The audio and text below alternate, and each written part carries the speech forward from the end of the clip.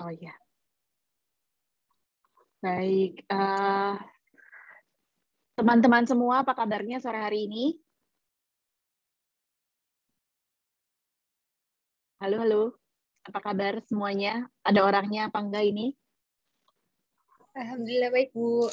Alhamdulillah baik. Apakah ada kuliah yang bentrok dengan jam ini? Tidak ada, Bu. Nggak ada ya. Alhamdulillah. Oke. Terima kasih ya sudah sangat fleksibel menyediakan waktu karena tadinya mau Sabtu pagi, terus Sabtu pagi saya nggak bisa, terus ganti Sabtu sore, ternyata banyak teman-teman yang pada nggak bisa gitu ya. Kemudian ya tuh silahkan open kamera dulu ya sebentar aja biar saya ngelihat muka-mukanya dulu boleh ya. Setelah itu saya tahu nanti kita juga mungkin saya sendiri pun harus mematikan. Salsa berduaan kuliahnya Sah? Oh, bertiga atau berapa orang itu? Ramai juga Salsa. Ada berapa orang Sah? Iya, Cak. Iya, Bu. Mohon maaf. Ini kita banyakkan. Apa? Ada siapa aja di kelas ini semua? Teman-teman di situ. Jadi nobar gitu ya? Rida, Jana, Selfie. Dibuka dong Sah, pengen lihat, pengen dada-dada. Sebentar aja, Selfie. boleh lihat mukanya. Caca. Silakan Zidan, Rida, Ayu, Ahmad, boleh open cam dulu. Nih, boleh open cam dulu biar tahu. Oke, Ahmad, sehat-sehat, Mat. Zidan, baik-baik semuanya. Masih pada di rumah aja atau udah di mana nih? Salsa di mana nih? Salsa nggak di rumah kayaknya ya, Sa? Ditutup langsung. Kenapa sih pada nggak mau buka kamera? Belum mandi kayaknya, Bu. Ampun, udah jam segini. Ini Siti Nurjana, Silmi Kafah, berdua itu maksudnya ya? Di pantai. Apa gimana tuh? Senang banget tuh ngeliat laut gitu saya. Lagi di kampus, Bu. Coba itu kayaknya ada 2 device tuh. Yang satunya mesti di mute dulu. Iya, Kalau ini. Oke, baik. Nanti Bu Nur yang akan absen ya Bu ya, minta tolong ya. Yang akan. Baik, Bu. Nanti auto absen, Bu. Ya. Oh gitu, siap. Udah, tadi lewat di kampus. Ya. Kalau gitu langsung aja ya. Ini semuanya oke kan ya? Kita langsung aja ya. Nanti kita waktunya juga karena ini jam 4, saya minta sama Bu Nur mungkin 5.30 kita bisa selesai ya, 1,5 jam. Iya, semoga tidak mengganggu nanti jadinya. Kalau yang belum asar mungkin sebaiknya asar dulu ya, karena nanti 5.30 kayaknya udah terlalu telat untuk asar. Baik, saya akan mulai langsung aja ya, biar kita nggak buang-buang waktu. Sekali lagi terima kasih, saya senang banget bisa ngajar, saya tuh senang banget ngajar. Jadi ini buat saya senang banget setelah seharian rapat kiri kanan, terus berakhir hari saya hari ini dengan mengajar. Nah, karena saya gembira sekali, ini juga jadi rame nih ininya, paparannya. Apakah bisa terlihat? Boleh tulis di chat. Bu. Apakah terlihat paparannya? Terlihat, Bu. Oke. Kalau ada yang nggak bisa ngelihat hitam semua gitu, misalnya tolong tulis di chat ya. Berarti mungkin saya nggak usah full screen. Karena bisa jadi sinyal saya yang jelek soalnya. Oke. Oke. Nah, sekarang boleh di-mute dulu masing-masing biar sayanya nggak teriak-teriak beradu suara kita. Baik. Kita mulai langsung ya. Hari ini saya ingin membicarakan dan kita berdiskusi. Jadi saya ingin nanti kita diskusi, jadi tolong jangan diem aja pada saat diskusi. Mungkin saya saya minta Bu Nur untuk jadi host apa ya? Atau nggak apa-apa saya aja. Saya mute ya, Ahmad Sauki ya. Kamu suaranya beradu kita. Oke. Baik. Jadi hari ini dan minggu depan sebenarnya kita akan bicara tentang pendekatan kurikulum.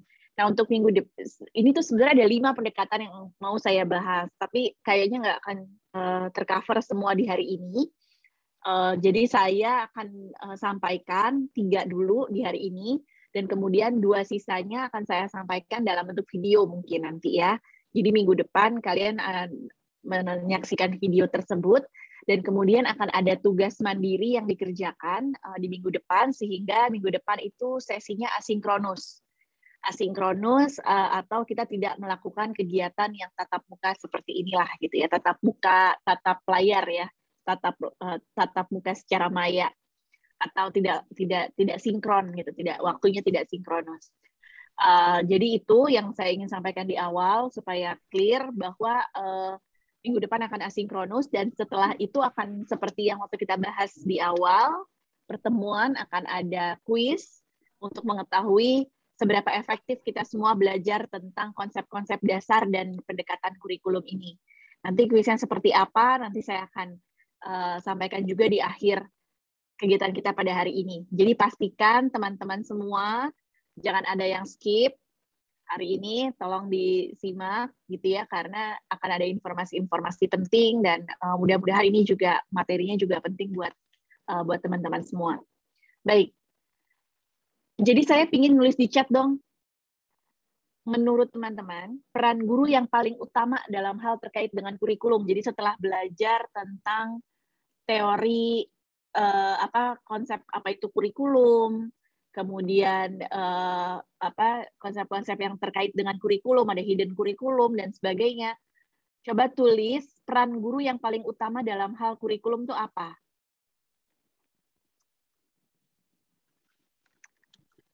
Silakan tulis di chat. Saya nggak usah pakai. Silakan tulis peran guru yang paling penting dalam hal mengajarkan pendidikan. Maksudnya apa nih mengajarkan pendidikan? Menyusun RPP dan RPS. Oke. Apalagi sih yang paling penting dia terkait dengan kurikulum ya. Jadi tugas guru ya banyak gitu. Tapi kalau yang terkait kurikulum itu apa?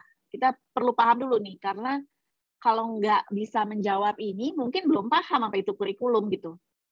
Untuk membimbing jalannya pembelajaran. Jadi setelah kurikulumnya dikembangkan, terus membimbing jalannya pembelajaran. Menjalankan kurikulum sepertinya nggak salah kok, bener kok Mustafa, Fajar.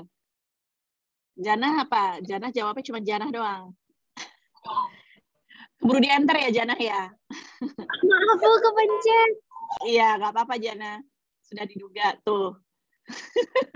Diketawain sama Ginar. Tuntas dalam mengaplikasikannya. Oke, menjalankan kurikulum secara tuntas. Oke. Tetapi sebenarnya peran guru juga mengembangkan kurikulumnya gitu ya. Jadi nanti kalau kalian jadi guru PAI, jadi guru apapun lah gitu ya, itu tuh sebenarnya yang diberikan oleh pemerintah hanyalah panduan ibaratnya. Hanyalah standar-standar yang harus dicapai. Tapi bagaimana cara mencapainya? Pakai apa ya kendaraannya untuk bisa nyampe ke tujuan pembelajaran itu sebenarnya peran guru penting sekali. Peran guru itu penting sekali dalam mengembangkan kurikulumnya. Nah, beda-beda nih, kan kurikulumnya beda dari pemerintah. Nah, itu definisi kurikulum, apa sih yang dikasih sama pemerintah? Pemerintah itu tidak memberikan bagaimana cara melakukannya, bagaimana cara mengajarkannya. Buku teks juga tidak menyampaikan itu gitu ya.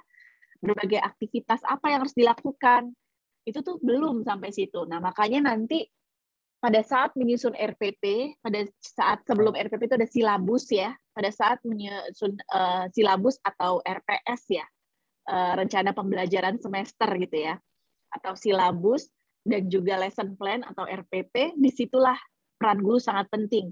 Karena mulai mengaitkan antara tujuan yang ingin dicapai, yang sebagian itu ditetapkan oleh pemerintah ya dalam standar kompetensi atau kompetensi inti, kompetensi dasar gitu ya kalau di kurikulum 2013, itu dikembangkan menjadi kegiatan belajarnya seperti apa. Nah, itu peran guru penting sekali di situ. Sehingga itulah yang terjadi, saya nggak paham matematika, itu kalian kan nggak nyalahin kurikulumnya ketika nggak paham. Tapi yang sering kalian salahin siapa? Guru kan? Gurunya nggak jelas neranginnya, gurunya nggak menarik, gurunya bikin ngantuk, gurunya ngomong sendiri, nggak merhatiin kita, gurunya terlalu cepat, gurunya terlalu lambat, suaranya terlalu kecil, aktivitasnya membosankan, dan sebagainya. Nah, sehingga peran guru dalam mengembangkan kurikulum itu sangat penting, dan kita mulai masuk diskusi tentang itu di hari ini dan minggu depan. Oke. Jadi itu ya peran guru yang paling utamanya adalah mengembangkannya menjadi RPP, menjadi RPS tadi yang sudah disampaikan oleh salah satu teman kita. Kemudian juga menjalankannya, tentu tidak hanya merencanakan, tapi menjalankannya dan mencapai ketuntasan. Apa itu ketuntasan? Nah, kayaknya 2 minggu lagi deh kita akan bicarakan tentang apa itu kompetensi gitu. Nah, itulah yang disebut dengan ketuntasan itu jadinya. Oke. Nah, ada pendekatan-pendekatan nih yang digunakan oleh guru ketika dia mengembangkan kurikulum menjadi RPP tadi ya. Hasilnya tuh menjadi RPP, menjadi silabus atau RPS, menjadi kurikulum tingkat satuan pendidikan kalau bahasa pemerintahnya. Ketika dikembangkan, jadi ada standar PAI harus mencapai standar ini. Bagaimana nih ngembanginnya menjadi kegiatan belajar? Nah, ini ada beberapa pendekatan yang dilakukan. Ini 5 diantaranya ya, saya ambil 5 diantaranya, tapi bisa jadi kalau kalian buka buku yang berbeda, beda lagi tuh pendekatan-pendekatannya. Jadi memang banyak sekali pandangan-pandangan tentang ini, kadang-kadang cuma beda istilah, tapi maksudnya sama gitu. Tapi kadang-kadang juga memang ada pendekatan-pendekatan yang lain lagi. Tapi saya ambil 5 ini yang paling menurut saya, menurut pengalaman saya, itu yang paling relevan dengan keguruan gitu ya, dengan kita semua nih yang calon-calon guru. Ada behavioristik, ada konstruktif, ada estetik, ada ecological, dan integrasi sosio-emosional. Nah, ini ada 5. Hari ini saya akan bahas 3. Semoga cukup waktunya, kalau tidak ya terpaksa hanya 2 gitu. Tetapi sisanya akan saya sampaikan via video nanti yang bisa disaksikan. Oke, langsung dulu ya. Nanti kalau ada pertanyaan silakan tulis di chat, jangan nunggu akhir nanti lupa. Ada komentar, ada pendapat, ada yang pengen curhat juga boleh di chat selama itu nyambung. Jangan terlalu jauh curhatnya. Jadi kalau curhatnya topiknya terlalu jauh, saya juga bingung responnya. Jadi kira-kira kalau mau curhat tentang pendekatan-pendekatan kurikulum ini, boleh ya. Oke, yang pertama adalah pendekatan behavioristik. Pendekatan ini kalau kalian sudah pada belajar tentang teori perkembangan ya, psikologi perkembangan, itu ada satu teori pembelajaran namanya teori behaviorisme. Nah, di teori psikologinya dia bicara tentang stimulus, respon, dan imbalan hukuman sebagai reinforcement. Nanti saya akan jelaskan. Dan menurut teori ini, belajar adalah proses penyesuaian diri terhadap perubahan situasi.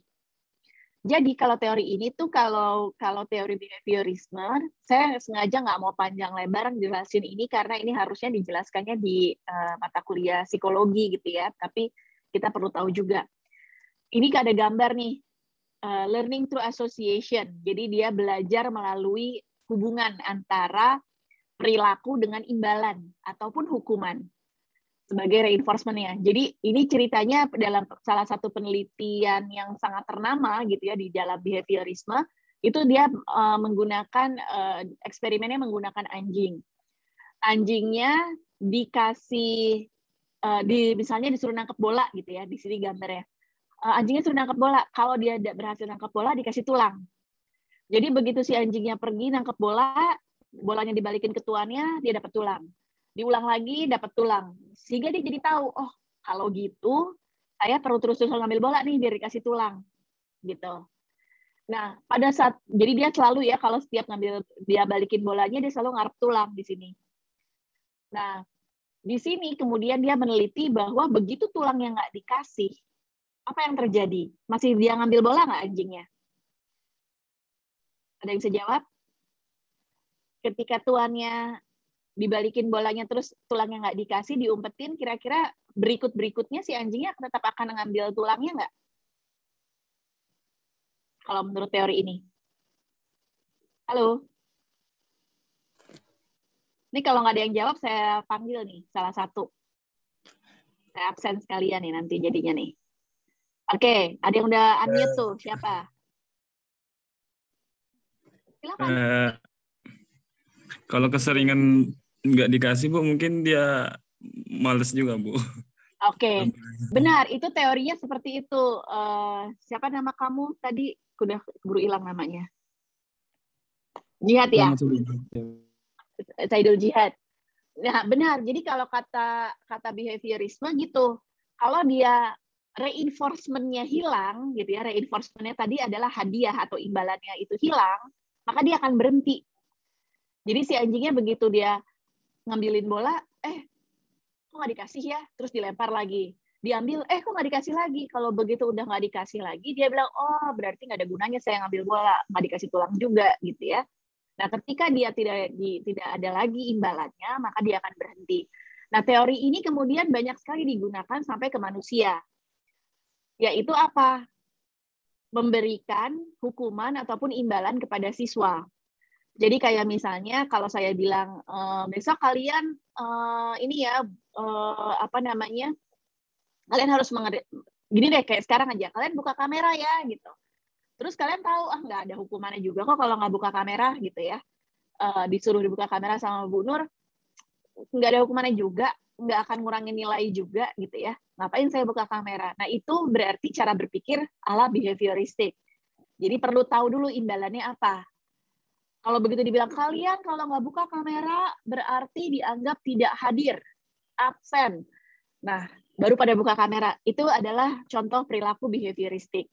Saya nggak bilang itu benar atau salah ya, tapi ini teorinya seperti itu. Teori mah netral-netral aja, cuman menjelaskan perilaku manusia gitu. Kemudian ya tadi gitu kan, dikasih imbalan atau dikasih reward and punishment, yaitu hukuman ataupun hadiah gitu. Ayo beresin, kalau nggak diberesin dimarahin. Jadi ayo beresin, nanti dimarahin. Apa yang terjadi kalau ibunya nggak ada? Kalau ibunya nggak ada yang marahin, mungkin nggak anaknya beresin? Tidak, Bu. Tidak mungkin karena nggak ada yang marahin. Ini menurut behavior ya. Menurut behavior, anaknya nggak akan ngeberesin tuh kalau nggak ada ibunya karena nggak ada yang marahin. Gitu ya. Sama seperti kalau nggak ada dosennya, kira-kira dikasih tugas akan dijalanin nggak? Kalau kata behavior, nggak dijalanin. Karena soalnya nggak diawasi sama gurunya. Ini kata behavior. Saya nggak selalu setuju ya. Tapi saya lagi cerita soal behavior. Ini bukan cerita tentang saya setuju atau tidak setuju dengan teori ini. Nah, begitu juga dengan rewards gitu ya. Kalau ini dapat hadiah gitu. Ayo makannya dihabiskan. Kalau nggak dihabiskan, kalau dihabiskan nanti boleh makan coklat. Ya, kalau anak kecil kan gitu ya biasanya. Ayo makan sayur. Nanti kalau sayurnya dimakan boleh makan permen. Nah, itu adalah reward atau hadiah. Kemudian juga yang banyak dipakai adalah kalau kamu takut pada sesuatu, justru kamu kalau kamu takut pada mau berhenti sesuatu, misalnya nih ya, teman-teman mungkin di sini mungkin nggak ada ya, tapi biasanya terapi rokok nih, aversion terapi itu biasanya dipakai kalau orang yang kecanduan rokok, makanya disuruh, coba kalau begitu kamu ngerokok sebatang, kamu harus mencubit dirimu, gitu ya, biar lama-lama sakit kan jadi males ngerokok, gitu misalnya. Itu nggak mungkin lah ya, cubit, mungkin ada yang lebih. Tapi terapi itu biasanya dipakai untuk orang-orang yang misalnya justru kayak kalau kamu takut kegelapan justru datengin tempat gelap dan hadapin gitu. Jadi itu aversion terapi. Nah, kenapa kita belajar tentang ini? Karena pendekatan behavioristik ini dipakai dalam penyusunan kurikulum. Contohnya dalam bicara tentang tujuan pembelajaran. Ini jelek amat sih, saya gemes banget nih keluar begini. Ya apa? Tujuan pembelajaran. Kalau kalian lihat semua kurikulum yang berlaku hampir di seluruh dunia, dalam menetapkan tujuan pembelajaran tuh seringkali, ya bahkan saya berkali-kali ngadepin ini sama orang-orang yang sangat behavioristik. Behavioristik itu perilakunya itu harus terukur dan terlihat. Jadi kalau belajar itu, menurut pendekatan behavioristik, kalau kita mau bikin kurikulum, target pembelajarannya, tujuan pembelajarannya, atau objektif pembelajarannya itu harus bisa terlihat dan terukur. Dan ini sudah harus ditetapkan atau diset oleh guru. Jadi, langkah pertama dalam penyusunan kurikulum, kalau dari kata pendekatan behavioristik, adalah tetapkan tujuannya. Tujuan kita mau apa kalau ngajar? Jangan masuk kelas, terus lihat aja apa yang terjadi, kemudian baru tetapin tujuannya. Kalau behavioristik tuh bahkan di awal semester yang kita bikin tadi ya, RPS, RPP, itu kan diawali dengan tujuannya mau apa, dan tujuannya itu bahkan kalau orang yang sangat sangat-sangat behavioristiknya kuat gitu ya. Bahkan mereka tujuannya itu ingat harus bisa terukur dan harus bisa terlihat. Jadi nanti kita bicarakan contoh-contoh ya. Tolong teman-teman bayangkan di kepala apa kira-kira contoh tujuan pembelajaran yang benar-benar terlihat dan terukur. Jadi kalau cuman bilang anak menghargai alam di sekitarnya gitu, itu tidak bisa menurut behavioristik. Menghargai itu seperti apa, ditunjukkan oleh perilaku apa gitu ya. Jadi ini tujuannya karena apa? Karena kalau kita nggak bisa terukur dan terlihat, bagaimana kita tahu dia sudah nyampe situ atau belum gitu. Jadi tujuan pembelajaran itu seperti destinasi gitu kan. Kalau saya mau perjalanan ke Bandung, misalnya dari Jakarta, saya harus tahu di titik mana saya sudah bisa bilang bahwa oh saya sudah sampai ke Bandung gitu. Kalau masih di jalan tol di Cipularang belum ada exit ke Pasteur gitu ya misalnya, itu berarti saya belum nyampe Bandung. Begitu sampai gerbang tol di Pasteur, baru saya bisa bilang, oh saya sudah sampai Bandung. Nah, pembelajaran juga harus seperti itu gitu ya, kalau menurut pendekatan behavioristik. Jadi, guru harus tetapkan dulu. Nah, plus minusnya, yang pertama plusnya adalah efisien tentu. Jadi kita nggak buang-buang waktu, ya kan? Kalau bayangin kalian harus mengajar 2 jam pelajaran. Seperti saya saat ini, saya cuma punya waktu 1,5 jam. Saya harus tetapkan dulu tujuannya apa, supaya saya nggak ngobrol ke sana kemari, gitu kan ya. Jadi lebih efisien waktu yang digunakan. Dan lebih akuntabel. Jadi kalau untuk bertanya, apakah Bu Nisa mengajar dengan baik sore hari ini, kalian bisa lihatnya, tunggu. Apakah ada perubahan perilaku nggak dari, atau perubahan pengetahuan gitu ya, pengetahuan sikap dan perilaku nggak dari mahasiswanya selama 1,5 jam? Kalau nggak ada, kalau nggak tahu, berarti nggak efektif. Berarti Bu Nisa ngajarnya nggak bagus, nggak akuntabel tuh dia sebagai dosen gitu. Jadi kelebihan dari pendekatan ini adalah semuanya jadi jelas. Kalau dosen yang bagus adalah dosen yang bisa mengajarkan, menyampaikan materi dengan jelas, dipahami oleh siswanya. Guru yang baik adalah guru yang bisa menyampaikan materinya. Misalnya ya, ngajarin tentang sholat gitu ya. Ya kalau guru yang bagus ya diukur dari mana? Dari anak muridnya, bisa sholat nggak setelah diajarin gitu. Kalau setelah diajarin terus anaknya masih nggak hafal-hafal bacaan sholat, ya berarti mungkin gurunya nggak bagus gitu ya. Itu akuntabel. Namun demikian, kekurangannya adalah tidak semua pelajaran dapat diukur secara konkret. Tidak semua pelajaran dapat terlihat gitu ya perilakunya, dapat terobservasi ataupun dapat diukur gitu. Kalau matematika mungkin bisa diukur, tapi bagaimana nih dengan PAI dan apakah semua materi pelajaran di PAI itu bisa diukur atau tidak? Nah, kita bisa bicarakan. Nah, ini contohnya. Kritik terhadap behavioristik adalah ketika guru sudah menetapkan tujuan di awal nih, si gurunya, Pak gurunya ini, dan murid-muridnya adalah sangat beragam, ya, ada murid-muridnya sangat beragam, dan dia bilang, for fair selection, everybody has to take the same exam. Please climb that tree. Katanya supaya adil, semuanya harus belajar hal yang sama, dan di ujiannya tuh ujian yang sama, yaitu manjat pohon. Sebenarnya adil nggak ujian manjat pohon untuk murid-murid ini? Tidak, Bu. Nggak adil, Bu. Adil, Bu. Ya, tentu tidak adil gitu ya. Tetapi kalau behavioristik, karena tadi ya, sudah di-set tujuannya oleh guru, dan semua murid belajar hal yang sama. Dia efisien. Nah, ini kritiknya adalah seperti ini. Oke. Sebelum saya lanjutkan, saya mau refleksi dulu. Tolong teman-teman boleh ngomong gitu ya, atau boleh nulis di chat. Silahkan kalau yang mau langsung bicara. Dalam PAI, kalau tadi dengar tentang pendekatan behavioristik, dalam PAI, materi pelajaran apa yang sesuai dengan pendekatan behavioristik dan apa yang tidak? Boleh yang sesuai aja ataupun yang tidak sesuai. Apa kira-kira? Ayo, saya tungguin sambil berpikir. Dalam diskusi kita tadi tentang pendekatan behavioristik, bahwa harus terukur, terobservasi, perilakunya berubah, tujuan pembelajarannya itu harus terukur dan terobservasi, harus ditetapkan dari awal oleh gurunya. Itu kira-kira ketika ngajarin apa? ketika belajar apa dalam konteks mata pelajaran PA ini? Apa yang bisa diajarkan dengan apa yang bisa dikembangkan dengan pendekatan behavioristik? Kurikulum apa yang bisa dikembangkan? Ketika ngajarin apa? Mengajarkan psikolog bukan, Bu? Karena kan kita Yuli. harus tahu dulu. Oke. Karena kan kita harus tahu dulu sifat-sifat orangnya. Itu gak, Bu? Oke, saya mau nanya deh sama Yuli. Yuli, dari pelajaran PAI ya selama kamu dari SD sampai SMA, ada pelajaran Al-Quran nggak? Ada pelajaran tajwid iya. nggak? Ada. Ingat nggak pelajaran tajwid? Ingat, itu yang hukum nun mati dan tanwin. Iya. Nah, menurut kamu, terus oke, satu itu ya masih ingat kan ya?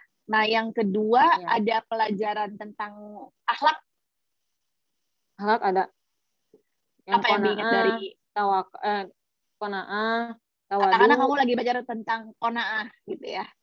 Menurut kamu antara belajar tajwid dengan belajar tentang qanaah, mana yang lebih tepat menggunakan pendekatan behavioristik? Tajwid. Karena tajwid langsung praktek. Qanaah juga praktek ya. Qanaah apa prakteknya memang? Nggak apa-apa, kita diskusi nih. Kalau qanaah apa prakteknya? Praktek. Ini kan yang maksudnya bukan yang apa, sikap qanaah itu kan yang kita bersyukur. Kayak apa prakteknya? Mensyukuri apa yang kita dapatkan. Bagaimana cara mensyukuri yang kita dapatkan? Apakah terukur, terobservasi? Kalau kamu jadi guru, emang guru kamu tahu kamu bersyukur apa enggak? Tidak, Bu. Dulu emang kamu tahu murid kamu bersyukur apa enggak? Kalau kamu jadi guru nih, kamu tahu nggak murid kamu bersyukur apa enggak? Tidak, Bu. Gampangan mana melihat murid kamu bisa tajwid apa enggak dibandingin bisa bersyukur apa enggak? Tajwid. Nah, itu contohnya bagaimana ada materi-materi, terutama dalam PAI nih menurut saya. Bagus Yuli, makasih ya. Yuli tadi menjelaskan gitu. Jadi bahwa contohnya ketika belajar tajwid, dia bisa langsung praktik, dan bagaimana coba Yuli kasih soal satu ke muridnya untuk tahu apakah dia paham tajwid apa enggak. Kamu akan ngasih soal apa misalnya? Memberikan contohnya, misalkan hukum gimana? Dari mil tahtihal anhar itu apa hukumnya kan?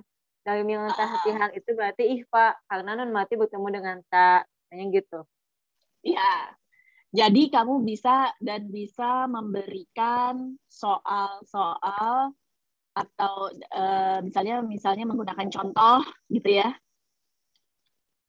Misalnya menggunakan contoh untuk mengetahui apakah murid mencapai tujuan belajar atau tidak, yaitu paham hukum tajwid atau tidak. Gitu ya, ini yang bisa diajarkan kan? Yang sesuai dengan. Oke, 2 aja deh. Kira-kira kalau yang tidak sesuai tadi kan, saya mau lanjutin lagi ya, nggak apa-apa ya Yul ya. Jadi kalau kamu bilang tadi, kalau qanaah yang sulit untuk pendekatan behavioristik, karena rasa sikap syukur ya, sikap bersyukur sulit untuk diobservasi atau diukur melalui tes. Jadi gimana dong ngajarinnya? Nah, itu dia, jangan terpaku pada pendekatan ini. Masih ingat kan ada 4 pendekatan lainnya yang bisa dikembangkan oleh guru. Jadi boleh kalau mau ngajarin tajwid, gunakan pendekatan ini karena semua anak yang baca Quran gitu ya kan harus belajar tajwid. Jadi nggak apa-apa materinya disamain gitu kan. Tetapi yang sulit adalah ketika kalau kita balik lagi ke sini ya, tidak semua pelajaran dapat diukur secara konkret gitu ya. Kalau ini kan konkret banget, manjat pohon itu adalah binatang yang paling hebat gitu.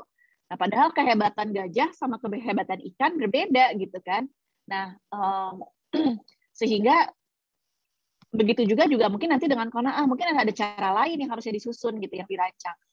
Karena kenapa? Karena guru ketika dia merancang kurikulum, dia sudah mulai memikirkan, oh nanti saya ngeceknya gimana ya gitu. Jadi sama seperti ibaratnya kalau mau pergi gitu kan, ngelihat dulu oh saya titik ujungnya, titik destinasinya tuh kemana ya gitu. Dan bagaimana saya tahu udah nyampe atau belum. Jadi kan ketika menentukan tujuan pembelajaran, sebenarnya di kepalanya guru juga memikirkan bagaimana nanti ngecek kepahaman siswanya tercapai atau tidaknya gitu. Oke. Ada yang mau ditanyakan dulu sebelum saya lanjut ke pendekatan berikutnya? Jadi tidak semua, terutama nih menurut saya sangat pas ya dengan konteks PAI, itu tidak semua hal bisa dirancang pembelajarannya dengan pendekatan behavioristik, yaitu pendekatan yang memulai dengan tadi memulainya dengan penetapan tujuan yang spesifik, harus bisa tajwid, bahkan mungkin langsung lebih spesifik lagi. Misalnya harus bisa idgham, harus bisa apa gitu ya, yang ikhfa, iqlab dan sebagainya yang lebih spesifik gitu. Nah, sementara kalau Qanaah kan mungkin apa ya kira-kira tujuan belajarnya gitu. Jangan memaksa untuk membuat itu menjadi lebih observable atau dapat diamati.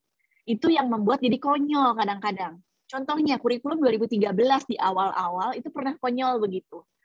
Jadi akhirnya apa yang ada dalam standar capaiannya yang disebut dengan kompetensi dasarnya.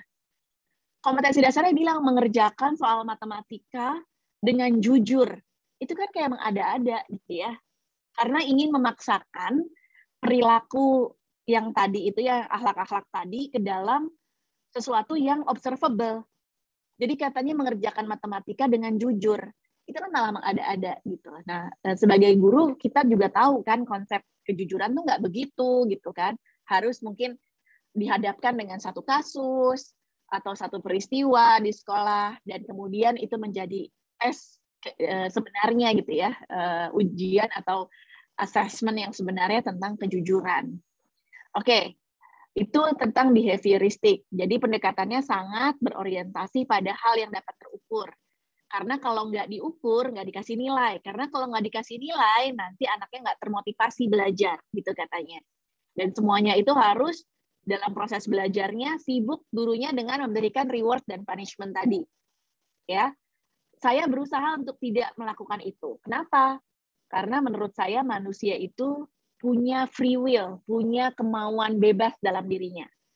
Kayak sekarang nih, kalau kalian ngerasa bahwa kuliah saya tidak menarik dan lebih menarik nonton YouTube, mungkin udah beberapa yang melakukan itu. Dan menurut saya ya sudah. Saya tidak mau terus-terusan pakai reward, pakai punishment gitu ya. Karena kalian manusia gitu, yang bisa mikir sendiri, mana yang lebih bermanfaat dan sebagainya.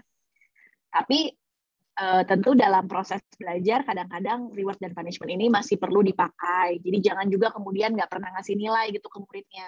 Karena memberikan nilai itu adalah feedback juga gitu ya untuk murid-muridnya. Oke, saya lanjut ya. Ini belum ada yang bertanya. Kalau ada yang mau bertanya silakan. Ya, ada yang buka ini nih kayaknya. Ibu, izin bertanya, Bu. Boleh. Silakan. Bu, kalau begitu berarti harusnya sedari awal sistem pendidikan kita, kalau misalkan dilihat dari pendekatan behavioristik tadi, berarti harusnya sedari awal itu pendidikan kita memang sudah harus dikelompokkan dong, Bu, berdasar apa yang menjadi minat dan kebiasaan dari masing-masing siswa. Tidak melulu menggunakan ulangan. Karena kalau misalkan menggunakan ulangan akan sangat tidak adil bagi calon-calon seniman yang bisa ngegambar, tapi terus terpaku nilainya dari bahasa Indonesia, yang ketika nilai bahasa Indonesianya jelek, setelah itu dia jadi nggak naik kelas gara-gara itu kan sangat menghakimi. Sangat setuju, Farid. Sangat setuju. Sangat setuju, bukan saja masalah minat siswa, apalagi tentang minat ya Farid ya. Tadi setuju banget gitu. Minat saja sudah berbeda. Bukan cuma minat kan, bakatnya juga mungkin berbeda-beda seperti tadi ya, binatangnya berbeda-beda. Mau sampai kapan juga sulit ya ngajarin ikan untuk manjat pohon gitu kan, kecuali kalau pohonnya dalam air gitu kan ya. Tetapi kenapa ujiannya selalu naik pohon gitu. Nah, ini ibaratnya si anak ini memang dia bukan anak yang berbakat di dalam matematika, tapi kenapa yang diujikan cuma matematika gitu kan. Nah, memang betul, tapi ya itulah memang tradisi panjang dalam pendidikan kita. Dan kalau saya boleh mengajukan kritik juga, tapi ini kita direkam. Tapi nggak apa-apa, saya nggak akan nyebutin merek ya, karena direkam. Jadi banyak sekali kampus-kampus keguruan itu yang sangat-sangat behavioristik pandangannya. Makanya saya ketika mau ngajarin ini, saya langsung minta sama Bu Nur sama Bu Nana, kita perlu tatap muka deh, karena saya pengen nekanin banget gitu.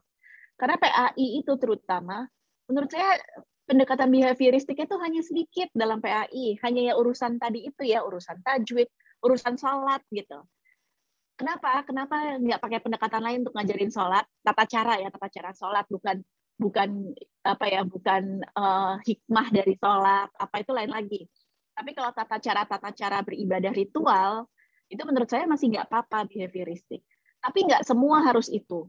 Dan nggak semua tuh harus pakai ulangan, bener banget Farid. Selain dari kemampuan siswanya, tapi juga dari si karakteristik dari materi pelajarannya. Makanya tadi saya nanya kan, karakteristik belajar tajwid dengan karakteristik belajar akhlak itu harusnya berbeda. Sehingga kenapa ujiannya kok sama gitu. Gitu ya. Kenapa ujiannya atau ulangannya, pengambilan nilainya, dinilainya itu sama. Nah, ini yang tidak fair. Nah, sebagai guru penting buat kita untuk tahu ada kok cara lain gitu. Memang tantangannya di luar sana di Indonesia gitu ya, kalau nanti kalian jadi guru beneran masuk ke sekolah mungkin gak akan ketemu sama orang-orang yang sangat behavioristik. Sehingga ketika kamu menulis gitu ya, misalnya belajar tentang akhlak terhadap lingkungan gitu kan. Kita kan dalam agama Islam juga diajarin ya tentang buang sampah, tentang apa gitu. Terus kan kalian tahu gitu ya, perilakunya adalah gimana ya? Oh, anak menunjukkan kalau dalam behavioristik itu selalu harus menunjukkan perilaku yang misalnya membuang sampah pada tempatnya. Lah kalau anaknya nggak nyampah gimana? Gitu. Nggak dapat nilai dong. Iya kan? Karena saking tergila-gila merasa harus menilai itu dengan perilaku yang nyata. Gitu. Nah, katakanlah ada anak muridmu yang udah zero waste gitu ya gaya hidupnya, yang sudah hampir tidak menyampah karena segala sesuatunya itu dia pakai daur ulang. Dia ke sekolah bawa tempat makan, nggak pakai plastik, dia sendoknya juga dia bawa pulang lagi, terus nggak ada sampah karena makanannya juga tidak mengandung hal-hal yang perlu dibuang gitu. Terus mau dinilainya gimana? Gitu. Sebenarnya masih bisa dinilai nggak? Ya bisa. Cuma kalau menurut behavioristik jadi susah. Karena itu tadi tujuan pembelajarannya sudah konkret, sudah ditetapkan oleh guru, anak menunjukkan perilaku membuang sampah pada tempatnya. Lalu nggak nyampah, dia nggak buang sampah, nggak dapat nilai. Gitu. Nah, jadi itu hati-hati ketika kita menggunakan pendekatan behavioristik. Ada pendekatan yang lain.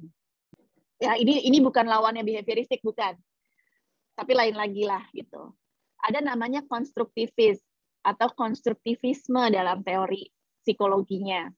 Jadi kalau menurut teori psikologi, teori konstruktivis ini bilang bahwa pengetahuan itu seperti building blocks ini nih, kayak bangunan-bangunan. Jadi kalau kalian ngebayangin ilmu pengetahuan di kepala kita gitu ya, dan juga keterampilan berpikir di kepala kita itu tuh terbangun pakai kayak blok.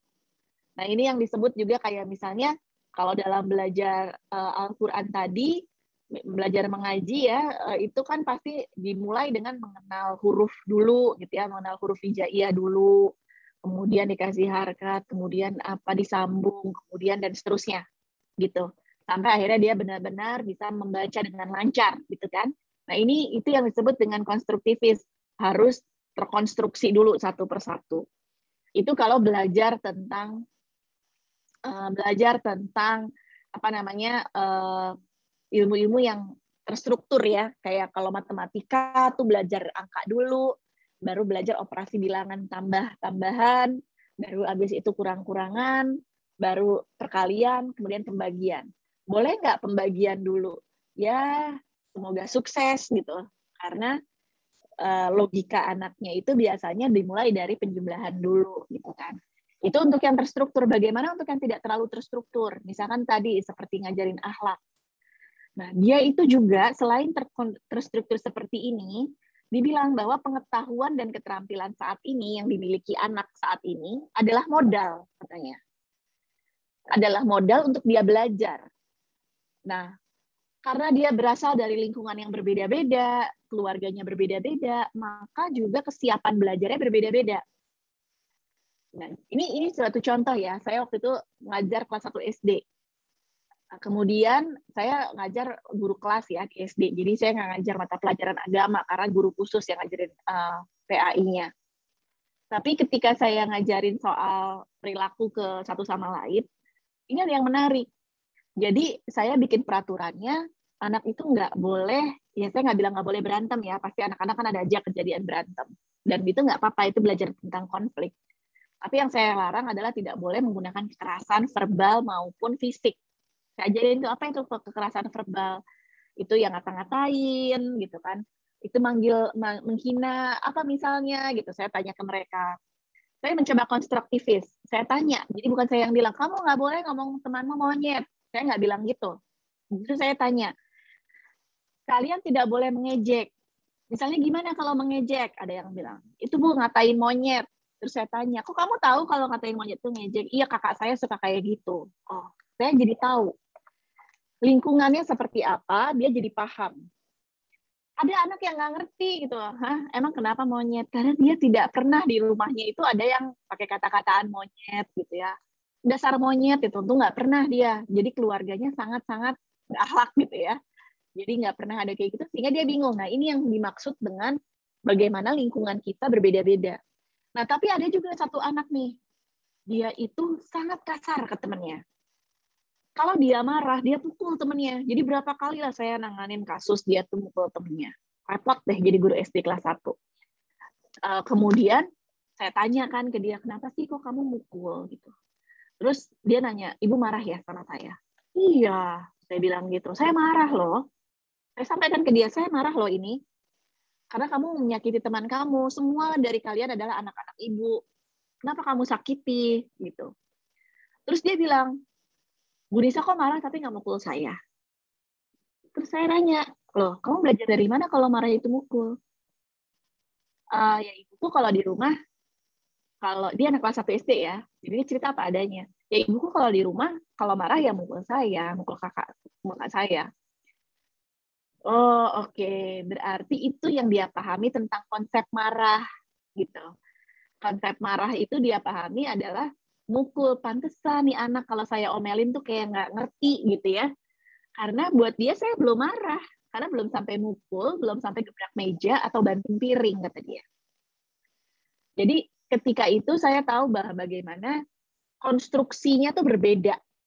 Nah, kalau kita ikut balik ke teori konstruktivisme, konstruksinya tuh berbeda. Karena konstruksinya berbeda, sulit buat dia memahami konsep baru yang diajarkan oleh saya. Karena tidak dengan konstruksi yang sama gitu, nggak nyambung nih dengan apa yang ada di rumah gitu ya. Nah ini yang disebut dengan teori konstruktivisme menurut teori psikologi. Silakan nanti kalau tertarik teori ini sangat menarik ya untuk pembelajaran, pasti bakalan banyak sekali didiskusikan di mata kuliah yang terkait dengan pedagogi gitu, tentang teori belajar. Pembelajaran yang berpusat pada siswa gitu ya, itu atau student centered itu tuh sebenarnya teorinya dari teori konstruktivis. Nah, pendekatan konstruktivis tuh kalau tadi behavior itu tujuan belajar tuh sangat-sangat konkret, harus dapat terlihat dan terukur.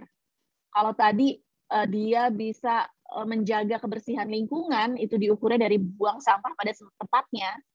Kalau ini enggak, cuma sampai pada kepedulian pada lingkungan.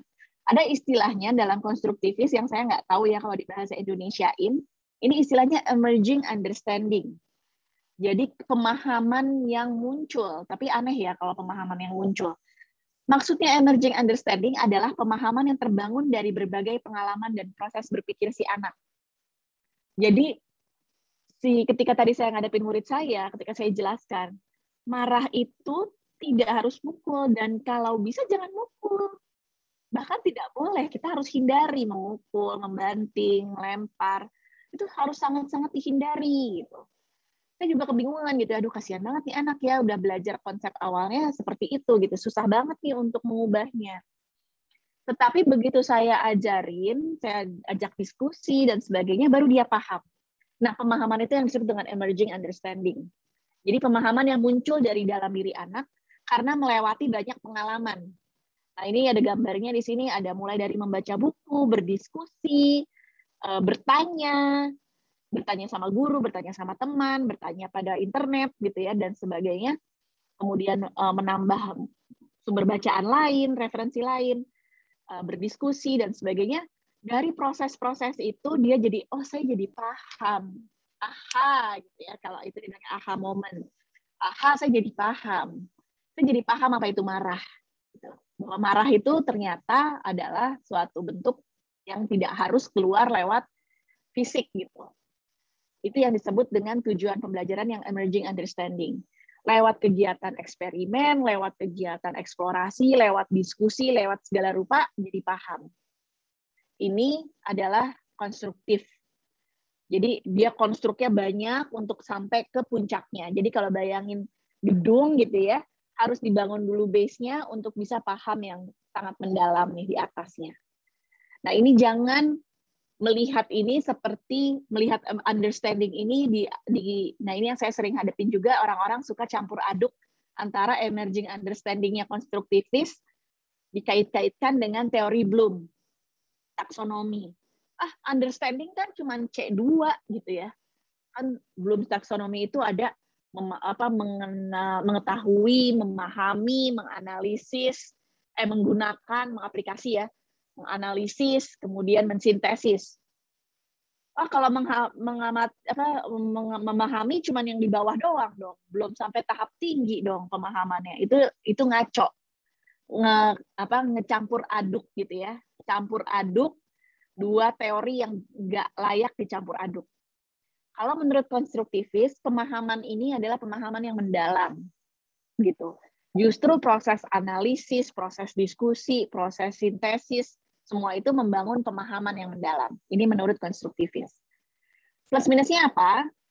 Tentu plusnya itu ya plus sekaligus minus ya.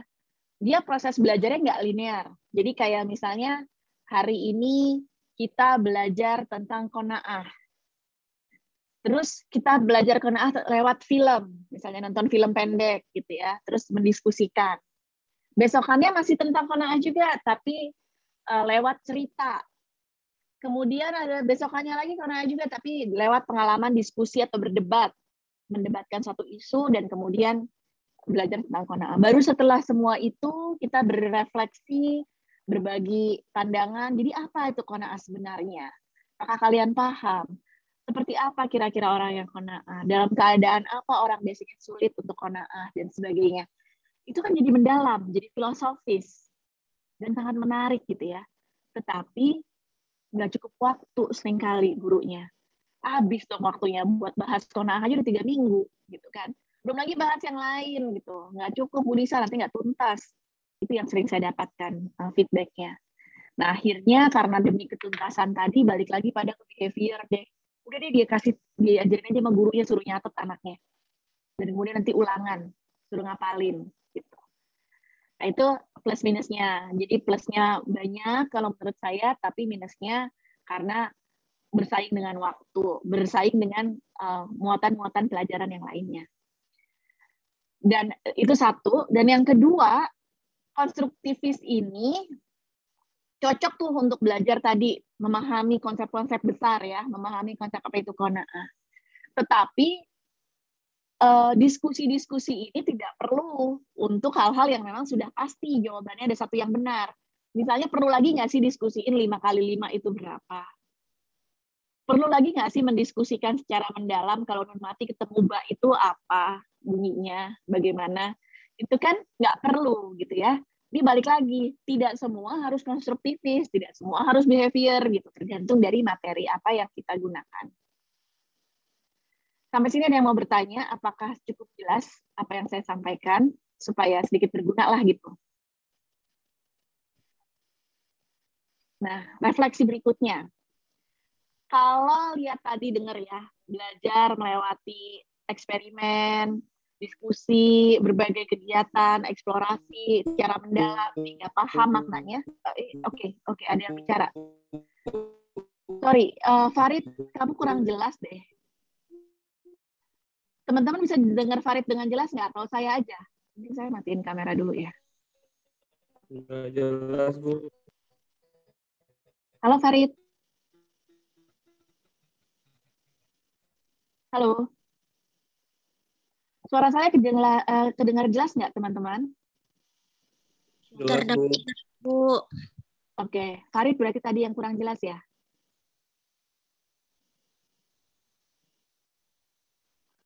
Oke. Nggak jelas. Sambil nunggu Farid, kalau gitu saya mau lanjut ke refleksi dulu ya.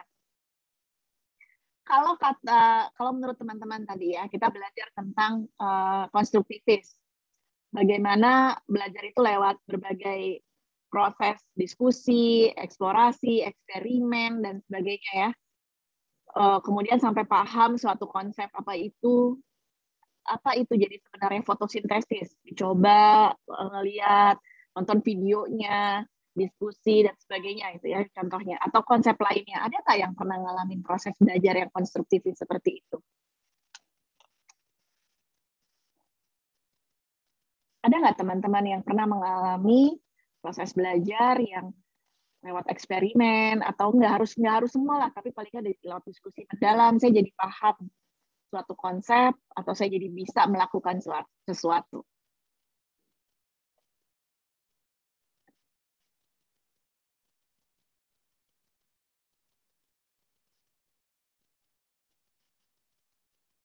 Ada? Nggak ada?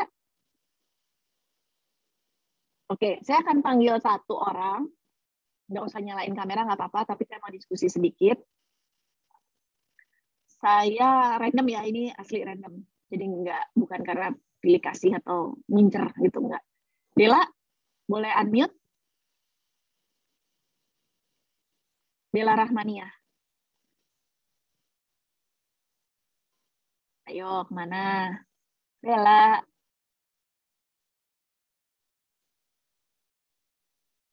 Wah, Dela nggak ada nih. Jadi cuma ada namanya aja nih. Jangan dong. Absen nggak apa-apa kok kalau mau izin, tapi jangan cuma datang ke sini terus nggak. Itu namanya berbohong nanti. Oke, Ayu. Ayu Ulinuha, sorry. Ayu? Iya, Ibu. Nah, apa kabar Ayu? Alhamdulillah baik, Ibu. Ayu semester berapa sekarang? Semester 3, Ibu. Semester 3. Ayu pernah belajar tentang konsep gotong royong nggak? Iya, Ibu. Pernah. Ingat? Kerjasama. Di mana itu belajar itu? Di kelas berapa dulu belajar tentang gotong royong?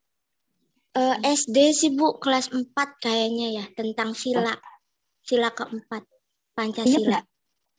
Ingat nggak apa itu gotong royong? Saling bekerja sama. Diajarinnya kayak gimana dulu, ingat nggak? Dulu contohnya sih ini, kalau piket kelas, itu kan kita dibagi-bagi gitu. Nah, dibagi-bagi kerjaannya. Jadi pekerjaannya tuh cepat selesai. Nah, itu yang dinamakan sebagai gotong royong.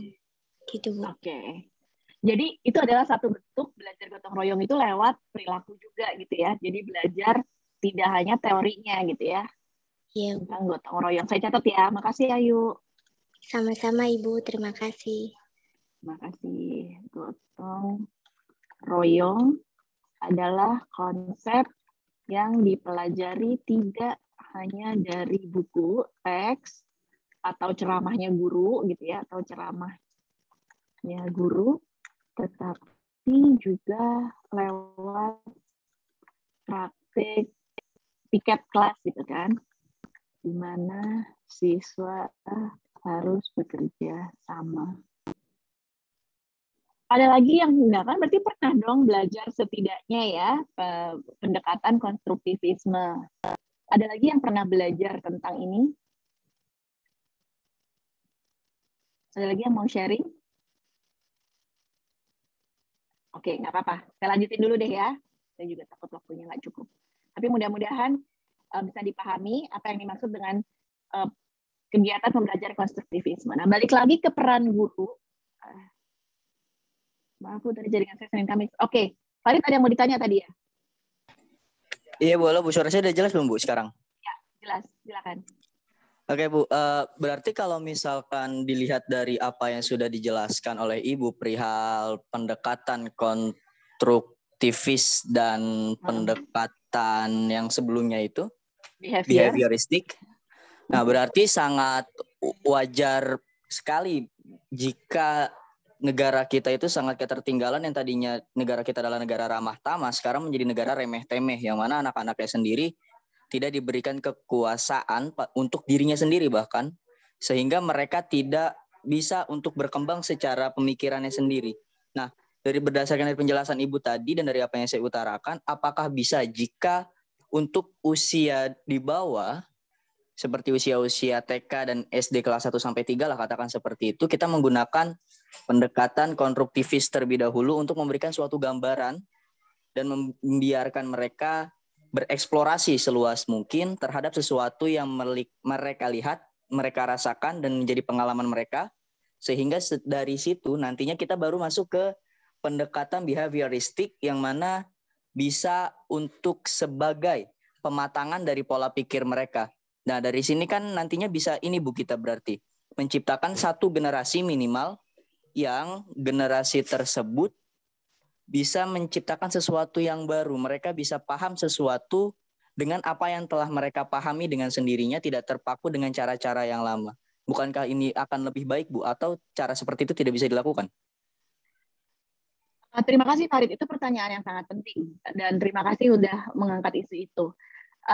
Benar, cita-citanya Indonesia itu dari kemarin-kemarin itu maksudnya adalah dari tahun-tahun dulu ya, tahun awal 2000-an, bahkan dari tahun 90-an ketika saya di sekolah dan kalian belum lahir. Itu cita-citanya adalah pembelajaran yang berpusat pada siswa, maka ada CBSA, cara belajar siswa aktif. Itu sebenarnya teori yang mereka pakai adalah teori-teori konstruktivis gitu, bahwa si siswanya tuh, jadi kalau bayangin ya, saya mau balik ke sini. Bayangin kalau si gurunya ini pakai teori konstruktivis, pasti dia tidak akan menyuruh anaknya untuk sama semuanya naik manjat pohon. Tapi dia akan bertanya, kamu tuh hidup di mana? Oh, saya hidup di air, Pak, kata ikan. Maka oke, kalau gitu saya akan menilai kemampuanmu berenang. Gajah, apa kamu hidup di darat? Kamu makan apa? Atau kamu bergeraknya berapa lama? Kamu jalan berapa jauh kuatnya dan seterusnya. Oh, berarti kamu nanti akan saya ukur seperti apa. Ini semuanya akan berbeda-beda, gitu ya. Nah, itu adalah sebenarnya pembelajaran yang berpusat pada siswa, gitu. Tetapi tadi saya bilang, cara berpikir kita tentang kurikulum itu sangat behavioristik. Jadi kalau gurunya, bayangin, gurunya disuruh ngajar yang berpusat pada siswa, tetapi kurikulumnya sangat behavioristik yang disediakan oleh pemerintah. Yaitu yang menjadi kemudian gawat darurat gitu ya, bahwa nggak nyambung, gurunya pengen punya banyak waktu untuk eksplorasi, gitu kan? Karena memahami sesuatu itu kan nggak cukup satu kali pertemuan. Kalau kamu cuma nyuruh anak baca apa itu gotong royong, baca aja tuh halaman sekian sampai sekian, selesai. Minggu depan kita bahas lagi yang lain. Minggu depan bahas lagi konsep lain. Tetapi konsep itu tidak akan melekat dalam diri si anak gitu. Karena waktunya kurang, nggak bisa si gurunya mendalam. Nah, kenapa bisa waktunya kurang? Karena ketika dirancang, kurikulumnya itu dirancang dengan pendekatan behavioris. Ngajar gotong royong kan gampang. Masa mesti sampai 3 minggu sih guru ngajarin tentang satu konsep gotong royong doang? Mau ngapain aja itu udah habis waktunya, udah kebanyakan waktunya. Nanti malah main-main anak-anaknya. Gitu pikirannya. Tidak dipikir bahwa oh ternyata ngajarin gotong royong itu harus dicoba, dilakukan, terus dibikin tantangan. Bayangin kalau gurunya bikin simulasi gitu ya, simulasi misalnya ada anak yang si gurunya tuh pura-pura numpahin apa gitu di kelasnya Ayu tadi. Terus ayo ini siapa yang beresin, terus kalau gurunya nggak nyuruh anak yang piket, kira-kira yang piket akan langsung berinisiatif nggak ya? Gurunya ngamatin. Oh ternyata mereka nggak inisiatif sama sekali. Oh berarti mereka belum punya kesadaran kayaknya. Terus dicoba lagi besok pakai kasus lain lagi, bermain kasus seperti itu, bermain peran seperti itu adalah bagian dari pengembangan karakter. Tetapi nggak cukup waktu. Kenapa? Karena kurikulum kita desainnya pakai pendekatan behavior. Cukup diajarin aja, kasih buku teks, kasih 3 halaman tentang apa itu gotong royong, suruh baca 3 halaman, baca ya 30 menit juga bisa selesai, gitu. Jadi Farid iya gitu ya, bahwa kalau kita mau beralih ke pembelajaran yang lebih baik, memang dari awalnya nih jangan cuma ngarepin gurunya yang berubah. Tapi makanya saya kurang setuju tuh kalau orang selalu membanding-bandingkan, ngapain sih gonta-ganti kurikulum, yang penting kan gurunya. Betul, yang penting gurunya, tapi bayangin kalau guru harus bekerja menggunakan kurikulum yang tidak oke rancangannya gitu kan. Kasihan dong, nanti kalian jadi guru ngerasain tuh. Sayanya sih sebenarnya pengennya konstruktivis, Bu. Tapi nggak cukup waktu, karena kurikulumnya banyak banget, padat banget. Nah itu yang isu yang sering sekali terjadi di sekolah-sekolah di Indonesia. Gitu. Jadi maka saya bilang memang tantangannya waktunya terbatas. Tapi jangan kemudian semua konstruktivis juga. Karena ada hal-hal yang sebenarnya nggak perlu didiskusikan seperti yang saya bilang tadi. Kecuali kalau kalian ini sedang mengajar misalnya calon-calon guru agama atau calon-calon pakar bahasa Arab gitu ya, misalnya yang levelnya sudah perguruan tinggi, boleh itu menganalisis kenapa ya kalau non mati ketemu mbak dia bunyinya jadi begitu. Tapi kan kalau saya dulu diajarin tajwid ya nggak pakai diceritain kenapanya ya, pokoknya ubah aja gitu bunyinya gitu. Jadi tentu itu berbeda gitu ya situasinya, tetapi betul banget akan sangat lebih efektif mengajar banyak hal itu menggunakan pendekatan konstruktivis. Gitu ya, Farid, semoga membantu menjawab ya, tapi itu pandangan kritis yang sangat-sangat saya hargai. Ini tadi ya contohnya bahwa gotong royong itu harusnya bukan sesuatu yang diajarin dari buku teks saja gitu, tetapi juga harus diajarin ada konsistensi. Kalau nggak konsisten, dia nggak kebangun tuh tadi building block-nya. Kebayang ya, ini ngebangun building block-nya.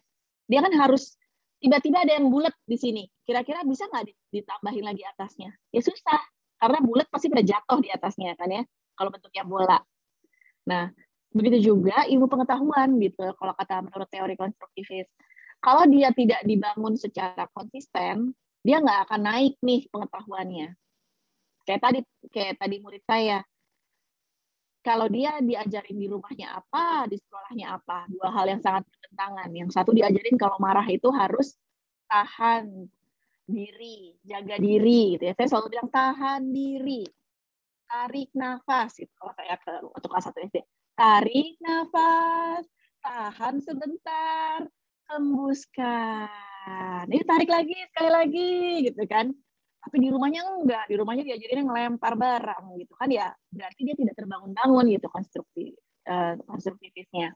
Sama seperti kalau kalian mungkin ya yang udah pada dewasa ini belajar tentang misalnya ada mata kuliah anti korupsi gitu, pendidikan anti korupsi, kayaknya juga yang apaan sih ini, itu yang pembicaranya adalah orang dari DPR gitu misalnya. Menurut kalian itu konstruktif nggak? Teori tentang anti korupsi. Terus ada dosen tamunya dari DPR gitu. Mungkin banyak dari kita yang nggak nyambung ini mah, nggak konstruktif gitu. Karena kita tahu budayanya cenderung budaya seperti itu gitu ya, budaya korupsi gitu. Terus ngajarin anti korupsi gitu kan, kayak nggak sinkron gitu. Nah ini konstruktivisme dari semua kegiatan ini mengarah pada satu gitu ya, konsisten untuk mengkonstruk suatu pemahaman. Nah, yang ketiga nih, alhamdulillah nyampe juga yang ketiga, jamnya masih cukup kan ya masih. Oke. Kok kan jadi keulang? Sorry. Oke. Yang ketiga adalah pendekatan estetik. Nah, cara estetik saya langsung gaya-gaya estetik ini slide-nya. Pendekatan estetik ini bukan berarti kecantikan gitu ya, kalian jadi make up-an gitu, estetik itu enggak, tapi estetik dalam melihat mengajarkan anak untuk berpikir estetika, untuk berpikir kreatif sebenarnya di sini. Saya juga terus terang nggak terlalu paham kenapa mesti estetik sih namanya ya, tapi karena pencetus pendekatan ini dia menggunakan istilah estetik gitu ya. Elliot saya lupa namanya. Saya lupa, nanti saya cek lagi. Elliot Eisner. Dia menggunakan pendekatan estetik. Itu apa maksudnya? Dia mengajak guru, udah jangan terlalu fokus sama tujuan. Ya, berbeda dengan behavior tadi. Jangan terlalu fokus pada tujuan. Tadi konstruktivis kan juga fokus pada tujuan, tapi tujuannya beda arahnya gitu ya sama behavior. Kalau behavior tujuannya itu lebih ke sesuatu yang terukur, terlihat. Kalau konstruktivis itu yang terkonstruksi di kepala anak gitu ya. Pemahaman yang terkonstruksi atau disebut dengan emerging understanding. Tapi kalau estetik fokusnya pada proses. Fokus pada guru itu dalam kurikulum, perannya adalah mengembangkan aktivitas-aktivitas yang bermakna, sehingga dia memperkaya pengalaman hidup anak. Jadi bukan tujuannya pada tujuan yang lebih terukur, pada tujuan akhir yang dapat dinilai, gitu ya, pemahaman lah, atau perubahan perilaku lah, gitu. Tidak, yang penting dia punya pengalaman yang memperkaya hidupnya. Jadi pada aktivitas-aktivitas yang bermakna. Tujuannya ya sama-sama aja, nggak harus beda gitu. Tapi kita fokus pada pengalaman belajar. Jadi ini pendekatan estetik itu. Hampir sama dalam hal pengalaman belajar dengan konstruktivis, tapi kalau estetik itu, dia memang fokusnya benar-benar ke pengalamannya. Jadi kalau hari ini misalnya kita belajar bernyanyi, besok jangan bernyanyi lagi, kita berikan pengalaman lain. Besok menari, misalnya seperti itu. Kalau hari ini menggambar pohon, besok menggambar rumah. Jadi seperti itu ya. Yang dipentingin adalah pengalamannya. Sementara kalau konstruktivis, hari ini menggambar rumah, besok menggambar pohon, tujuannya agar anak dapat menggambar, memahami teknik-teknik menggambar dan mampu melakukan teknik-teknik menggambar. Jadi dia berapa kali pengalaman untuk membentuk si keterampilan itu. Gitu. Bedanya itu. Tapi kalau estetik, enggak. Dia memang ingin memberikan pengalaman yang beragam. Nah, kemudian bagaimana guru mengembangkan kurikulum menggunakan pendekatan estetik ini? Biasanya, pendekatannya menggunakan berbasis project. Jadi tidak ada lagi, oh ini matematika, habis ini bahasa Indonesia, habis ini habis ini habis ini PAI, habis ini PJOK dan sebagainya, enggak seperti itu. Tapi dia belajarnya lebih real. Oke, hari ini kita belajar tentang kendaraan, misalnya gitu ya, tentang kendaraan. Terus mari kita pergi ke halte atau ke terminal. Mari kita lihat jenis-jenis kendaraan yang ada di sini. Oh, ada bis, ada motor, ada andong, ada beca, dan sebagainya. Jadi dia pergi ke sana. Oh, ngelihat apa bedanya dari yang kamu lihat? Bagaimana menurutmu? Siapa ya? Berapa orang yang bisa ditampung? Kendaraan mana yang akan kamu pilih? Semuanya itu dilakukan di tempatnya. Inilah yang kemudian menjadi pendekatan yang digunakan untuk kita kalau ada studi tour. Tujuannya itu sebenarnya ini. Pendekatannya, yaitu pendekatan estetik yang ingin memberikan sesuatu yang real. Jadi biasanya berbasis proyek, yang kontekstual, yang relevan, yang memang disukai oleh siswa. Jadi nggak pergi ke tempat yang nggak menarik juga buat mereka, tapi relevan juga dengan pelajarannya, dengan minat mereka dan kegemarannya dan seterusnya. Dan juga sesuatu yang real gitu. Sebagai bentuk respon siswa terhadap segala sesuatu di sekitar mereka. Jadi tujuan dari kurikulum estetik adalah supaya anak tahu di mana dia tinggal. Ini yang salah satu yang sangat kuat pendekatan ini digunakan adalah ada namanya pernah tahu Sekolah Rimba, Suku Anak Dalam, Butet Manurung. Itu jadi dia mengajarkan bagaimana supaya anak terdidik tapi tetap peduli pada lingkungan sekitarnya. Gitu. Nah, ini banyak menggunakan pendekatan ini. Kalau orang menggunakan kurikulum yang menggunakan pendekatan ini, konsekuensinya adalah dia nggak terlalu mikirin lagi tuh soal buku teks. Belajar tuh udah benar-benar, kalau kata Pak Emil Salim, dulu saya dengar paparan beliau, alam terbentang jadi guru katanya. Itu keren banget. Jadi dia belajar betul-betul dari lingkungan sekitarnya. Dan tujuannya memang untuk membangun kepekaan terhadap lingkungannya. Nah, yang menjadi orientasi para perancang kurikulum yang menggunakan pendekatan ini adalah mereka berharap siswa itu jadi lebih berani mengambil risiko gitu ya, karena harus belajar dari lingkungannya, terus ya harus siap gitu ya berinteraksi dengan orang luar gitu, dengan orang luar sekolah dan seterusnya. Dan mereka penuh imajinasi, membangun imajinasi mereka, terlibat aktif dalam kehidupan nyata, jadi bukan cuma datang nontonin orang gitu ya, tetapi juga misalnya melakukan suatu proyek gitu, membantu petani misalnya, atau membuat sesuatu gitu ya, mencari jalan keluar dari masalah yang dihadapi masyarakat sekitar. Dan kemudian mereka menjadi reflektif, karena ngelihat, oh ya ini ya gunanya saya sekolah, ilmu yang saya pakai tuh untuk dipakai untuk melakukan ini. Nah ini yang di beberapa sekolah itu melakukan proyek-proyek seperti ini. Jadi kalau di mahasiswa tuh dulu, saya nggak tahu sekarang ya, dulu tuh saya KKN ya kayak begitu gitu tujuannya. Nah, belajar apa? Nah, kurikulumnya itu tergantung. Kalau estetik nih, menariknya. Kalau estetik itu berbeda dengan behavior jauh sekali, ya. Kalau kamu seorang behavior, kamu akan sangat bingung ngobrol sama orang yang sangat estetik pendekatannya. Karena cara berpikirnya beda. Kalau estetik bilang, ya lihat aja anaknya lagi pengen belajar apa. Yang lagi ada isu apa. Jadi begitu ada COVID misalnya, oh langsung pelajaran mereka adalah tentang COVID. Nah, begitu ada gempa bumi, langsung belajar tentang gempa bumi. Ada hal-hal lainnya gitu ya, misalkan ada saat ini ada pekan olahraga nasional gitu ya, udah kita ngebahas itu. Jadi sangat kontekstual dan lihat situasinya.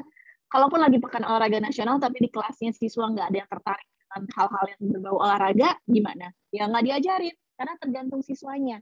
Karena ingat, fokus mereka adalah mau memberikan pengalaman yang berharga untuk anak-anak gitu. Jadi sangat yang diperhatikan adalah anak-anaknya yang lagi pengen apa, lagi berminat apa, arahnya, terus situasi di luar tuh lagi seperti apa. Jadi sangat kontekstual. Kalau kalian mau memperdalam ini, coba Google nama Montessori, Maria Montessori. Ini adalah pendekatan yang dibangun oleh beliau, dan Ki Hajar Dewantara itu sangat terpengaruh oleh pandangan-pandangan Montessori ini. Jadi belajar dari, makanya dia belajar itu kan tri pusat pendidikan itu ya, ada belajar di sekolah, belajar di rumah, dan belajar di masyarakat. Karena dia tuh sangat melihatnya pendidikan itu nggak cukup hanya belajar dari sekolah gitu, apalagi dalam konteks sekarang yang sangat behavioristik gitu ya, sekolah-sekolah kita tentu susah untuk mengembangkan ini tadi, yang seperti Farid bilang di awal tadi, bagaimana dengan minat anak yang minatnya pada seni dan sebagainya. Silakan kalau di sini nih, kalau menurut pendekatan ini. Nah, ini adalah 3 pendekatan. Nah, pendekatan ketiga ini ya, sebelum kita membandingkan ketiganya, apa sih kalau kalian tadi pahami gitu ya, sekalian ngecek pemahaman kita nih gitu. Jadi jangan takut untuk cek pemahaman, ini nggak dihukum kalau salah, saya bukan orang behavioristik. Apa kelebihan dan kekurangan pendekatan estetik dalam pengembangan kurikulum menurut kalian? Tadi ya, pengembang kurikulumnya dia akan lihat dulu anaknya lagi minat apa. Ini banyak sekali dipakai di PAUD nih. Untuk informasi kalian aja, kurikulum PAUD ya seperti ini. Lagi waktu itu saya ingat ya, lagi musimnya film Frozen. Ya ampun, udah capek dengar musiknya. Itu di TK-TK, ya udah gurunya tuh sering sekali gitu ya, menceritakan cerita-cerita Frozen itu. Karena muridnya maunya dengerinnya musik itu, maunya baca buku tentang itu gitu. Nah, tapi gurunya ya menggunakan keminat anak itu untuk kemudian mengajarkan tentang budi pekerti, mengajarkan segala rupa tuh dari situ angle-nya. Nah, itu contoh kurikulum yang berkembang di PAUD itu seperti itu. Anak-anaknya lagi senang apa, atau lagi ada isu apa, gitu. Nah, apa sih tapi kelebihan dan kekurangan kalau kalian jadi guru, ngembangin kurikulum, menggunakan pendekatan estetik tadi yang fokusnya pada pengalaman. Kira-kira apa tantangannya? Gampang loh ini. Apa kira-kira tantangannya? Jadi guru di Indonesia ngembangin kurikulum estetik. Ini Ahmad Farisi kayaknya udah, tadi kirain udah unmute. Ada yang mau coba jawab? Salah nggak ada hukumannya? Benar tidak ada imbalan Bu, mohon maaf, ingin diulangi Mangga, lagi Yuli. itu pertanyaannya. Nggak mesti Diulang. diulangi lagi pertanyaannya, Bu. Yuli minta saya ulangin pertanyaannya gitu. Ya, ya Bu. Oke. Punten. Iya, nggak apa-apa. Pertanyaannya ini yang ada di screen. Apa kelebihan dan kekurangan pendekatan estetik dalam pengembangan kurikulum? Jadi kalau kamu ngembangin kurikulum secara estetik, yaitu kamu lihat dulu situasi muridnya, kamu pikirin pengalaman, fokusnya pada pengalaman belajar, bukan pada tujuan akhir pembelajarannya. Terus lihat dulu minat anak-anaknya kemana, lagi pada pengen belajar apa, diikutin. Jadi kalau emang lagi pada senengnya pada ngelukis, ya udah yuk kita ngelukis. Tapi misalnya ngelukisnya tentang apa baru. Jadi kamu ikutin minatnya mereka untuk mencapai tujuan belajar. Dan tujuan belajar itu juga tidak sedetail, sekonkret, behavioristik, ataupun konstruktivis. Karena yang penting buat pendekatan ini adalah pengalaman. Apa tantangannya kira-kira yuk kalau kamu jadi guru? Bisa nggak kamu ngembangin ini? Oke, untuk kelebihannya kita bisa mempelajari yang tadi kata Ibu, minat, bakat, terus mungkin kayak sifatnya juga ya. Nah, untuk kekurangannya mungkin kita ya itu kekurangannya apa ya? Harus lebih banyak pengalaman sih, Ibu ya. Kekurangannya susah gitu ya, guru. Iya. Guru tidak. Jadi guru itu gimana? Harus bisa ini Bu, harus bisa kekurangannya itu. Jadi guru itu harus bisa semua yang mereka minati, yang mereka punya bakat itu. Jadi guru pun harus mempunyai bakat seperti itu gitu. Benar nggak sih Bu? Oke. Guru harus bisa memfasilitasi. Ini nggak usah takut-takut, salah juga nggak apa-apa. Lagian nggak ada salah gimana? Iya, yang memfasilitasi apa yang mereka mau gitu, apa yang mereka minati. Kalau anaknya banyak, kita tambahin ya, sehingga kalau muridnya banyak, susah gitu kan, susah untuk mengakomodasi minat yang berbeda-beda gitu ya. Iya. Terus si gurunya juga belum, belum tentu memiliki kemampuan untuk memfasilitasi minat anak. Tadi ya, gitu ya. Belum tentu bisa difasilitasi juga sama si gurunya gitu kan. Ada lagi yang lain? Makasih Yuli. Baik, Bu. Ada lagi yang lain? Saya boleh, Bu. Boleh dong. Siapa itu tadi? Saya belum lihat namanya. Fadli ya? Iya, Bu. Bukan? Iya, Fadli. Fadli Rusdi, dipanggilnya yang mana? Fadli apa Rusdi? Fadli, Bu. Fadli. Gimana Fadli menurut kamu? Ya, jadi menurut saya pendekatan estetik ini salah satu kelebihannya lebih manusiawi atau lebih ramah terhadap peserta didik, Bu.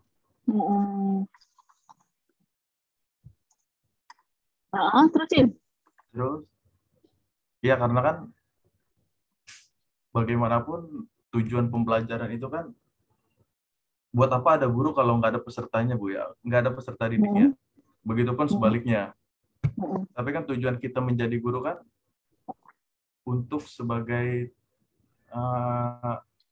media atau sarana mentransfer apa yang mau kita sampaikan. Jadi menurut saya ini bagus buat peserta didik karena saya juga pernah pakai ini kebetulan di kelas dan emang anak-anak lebih aware, jadinya nggak ngantukan lah kalau bahasa kita di kelas. Karena kan ini sesuai. Kayak apa tuh Fadli? Oh, Fadli udah ngajar ya? Pernah, Bu. Pernah menggantikan aja. Dong. Gimana? Jadinya pakai pendekatan ini bagaimana? Apa yang kamu lakukan? Iya. Saya juga baru tahu karena tadi ada pengertiannya kalau pendekatan ini tuh jadi tidak fokus sama tujuannya, Bu ya.